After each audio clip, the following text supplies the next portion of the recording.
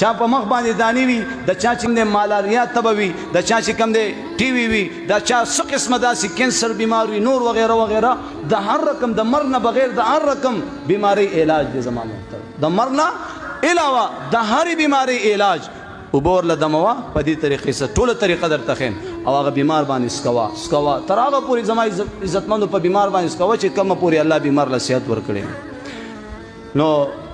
وزل به سورة فاتحه ووایه وزل سورة فاتحه آمین به پکې نه وایه بسم الله الرحمن الرحیم الحمد لله رب العالمین ولا الضالین پورې آمین به آخره کې نه وایه بیا به د هغې نه پس د قرآن مجید آیاتونه دي واذا مرضت فهو یشفین ويشفي صدور قوم مؤمنين وشفاء لما في الصدور وننزل من القرآن ما هو شفاء ورحمة للمؤمنين ولا يزيد الظالمين إلا خسارا. او په اوبو باندې بچوف